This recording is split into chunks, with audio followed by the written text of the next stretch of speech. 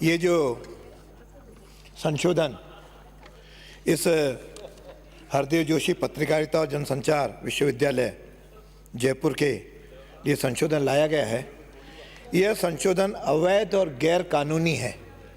मेरे पूर्व वक्ताओं ने इसको गैर कानूनी स्पष्ट रूप से सिद्ध कर दिया कि किस प्रकार से यूजीसी एक्ट 2010 और फिर यूजीसी एक्ट 2018 के ये खिलाफ है।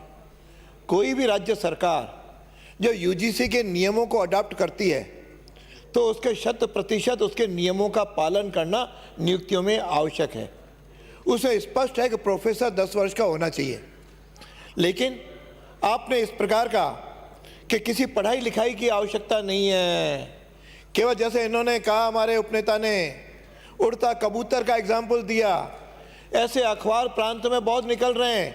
कोई भी उस अखबार का संपादक लिख देगा कि साहब जो है मेरे को कुलपति नियुक्त कर दिया जाए, और यदि मुख्यमंत्री जी की मेहरबानी हो जाएगी कि मेरी चाटुकारिता करता है, मेरी विचारधारा को बढ़ावा देता है, तो इसी को कुलपति नियुक्त कर दो। यानी आखिर करना क्या चाह रहे हैं राजस्थान को? क्या पत्रकारिता में पढ़े लिखे लोग नहीं हैं? पढ़े लिखे लोग खूब हैं। मास कम्युनिकेशन में आज आपको डॉक्टरेट लोग मिल जाएंगे। वो नहीं, मेरे को तो वो चाहिए जो मेरे इशारे से काम करे। क्यों मैं रात दिन मोदी जी और बाकी आरएसएस को गालियां देता हूं तो उसको गालियां देने वाला संगठन, वामपंथी विचारधारा के लोग, थानवी जैसे लोग आज हमको चाहिए जिसको मैं विश्वविद्यालय का कुलपति नियुक्त कर दूं। उस प्रकार का षड्यंत्र यदि आप पत्रकारिता का 20 साल का चाहिए तो आज किसी न किसी एक एडवोकेट जो 20 साल का जो वकालत कर रहा है, अगर उसका मुंशी जो वकील के साथ जाता है उसको क्या लॉ यूनिवर्सिटी का कुलपति नियुक्त कर देंगे? क्या किसी कृषक को आप जो है किसी एग्रीकल्चर यूनिवर्सिटी का वीसी नियुक्त कर देंगे? क्या टेक्नोक्रेट को किसी टेक्निकल यूनिवर्सिटी का नियुक्त कर देंगे?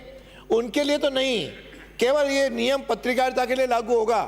और ऐसे विश्वविद्यालय कुलपति, ये केवल मैं आज दावे के साथ कहता हूं, ये वामपंथी विचारधारा और राजीव स्टडी सर्कल के लोगों को सपोर्ट करने के लिए, क्या उन लोगों को भर्ती करने के लिए इस प्रकार का योजना बनाई जा रही है। डिलीट रहे सर, आप इतना के क्या मतलब है सर? क्या तरीका है सर? आप उस आपने रीट में खूब घोटाले किए हैं। माननीय सदस्य, घोटाले करने के बाद इस तरह की बात कर रहे हैं। माननीय सदस्य प्लीज, मैं एक मिनट मैं निवेदन करता हूं कि जिस बिल पर आपको अपना विचार व्यक्त करना है, कृपया keep adherence to the bill only. व्यक्ति विशेष की बात करने की, क्योंकि इसमें कंटेंट में व्यक्ति विशेष का नाम नहीं आया, नंबर 1, और इधर उधर सदन का समय जाया नहीं करें। और दूसरा विनम्र निवेदन है कि रिपीटेशन नहीं करें। जो आपका पहले वाले वक्ता ने बोल लिया तो वो तो सदन के सामने आ गया, रिपीट नहीं करें, अपनी नई बात हो वो जरूर बताएं। Thank you. सभापति महोदय से कहा कि यूजीसी के नॉर्म्स का पालन करना आवश्यक होता है, उसी तरह सुप्रीम कोर्ट के निर्णय भी सारे देश पर लागू होते हैं। अभी जैसा बताया 3 मार्च 2022 को ही सुप्रीम कोर्ट का निर्णय आया है। सरदार पटेल यूनिवर्सिटी गुजरात, उसके लिए कोर्ट में गए, वहाँ के सुप्रीम कोर्ट ने स्पष्ट निर्देश इस पर निर्णय दिया है और उसके कारण से उनके कुलपति की नियुक्ति अवैध घोषित हुई। क्या हम चाहते हैं कि राजस्थान में भी इस प्रकार के निर्णय आए? यानी सुप्रीम कोर्ट के निर्णय को तो कई बार कोर्ट किया जाता है और यहाँ तो उल्टा है। सुप्रीम कोर्ट का निर्णय तो आ गया, लेकिन उसके बीच में अब जिस विश्वविद्यालय के कुलपति के बारे में, योग्यताओं के बारे में संशोधन लाया गया है, उसके लिए ही हाई कोर्ट में एक रिट चल रही है, हाई कोर्ट में मुकदमा चल रहा है और उसके 3 सप्ताह के अंदर उसको नोटिस दे करके उससे जवाब मांगा गया है। यानी 3 सप्ताह का भी धैर्य नहीं, आप आने तो देते हाई कोर्ट का निर्णय। अरे हाई कोर्ट भी जब निर्णय करेगी, उसके सामने भी जब सुप्रीम कोर्ट का निर्णय रखा जाएगा, उसका हाई कोर्ट भी उसके अनुसार निर्णय करेगी।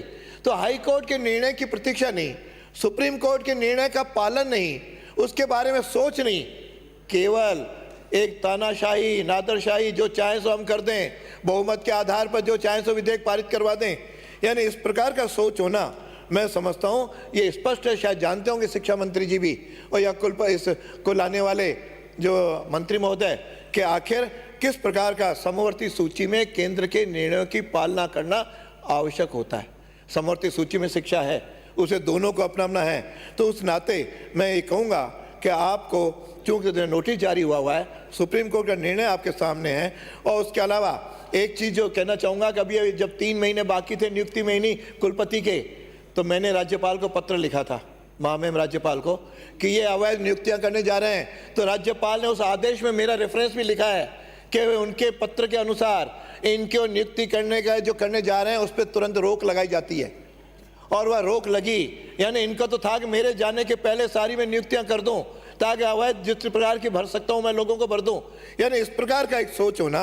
और अब शिकायत करने, मैं रिपीट नहीं करना चाहता, जैसा आपने कहा कि उसके 15 दिन पहले मीटिंग बुला करके अपने लिए भत्तों इत्यादि को बढ़ोतरी कर देना, यानी कहाँ की नैतिकता है?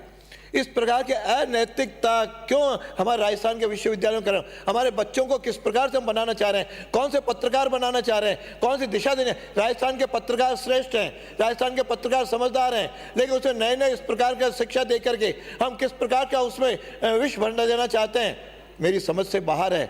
अतः मैं आपके माध्यम से ये मांग करता हूँ कि इसको, विधेयक को वापस लो। तो आप राजस्थान की प्रतिष्ठा को आंच मत पहुंचाओ, इसे राजस्थान के शिक्षा जगत का पे काला धब्बा लगेगा, इसकी प्रतिष्ठा निश्चित रूप से नीचे जाएगी। और इस प्रकार से हम राजस्थान को बदनाम न करें। राजस्थान है क्या, पत्रकारिता अलग विषय है, एजुकेशन अलग विषय है, उस पत्रकारिता नहीं करनी है। यहाँ पे जाकर के पत्रकारिता विश्वविद्यालय में लोगों को शिक्षा देनी है, चाहे पत्रकारिता की शिक्षा क्यों नहीं हो, लेकिन शिक्षा के साथ जुड़ा है। दोनों का सोच अलग है, इसलिए जरा विचार करिए कि पत्रकारिता के लिए तो उनको एक अखबार खुलवा दो, उसको खूब विज्ञापन दे देना, उसका पालन करना है उसका, तो उसको जो करना हो कर लेना, लेकिन कम से कम मेरे शिक्षा के ज्ञान के मंदिर में इस प्रकार की तो चीज़ें मत लाओ जिसके कारण से यहाँ पे काला धब्बा लगे और जिस प्रकार का निर्णय हो। अतः इस विधेयक को वापस लेने की मांग करता हूँ। धन्यवाद। श्रीमती संतोष।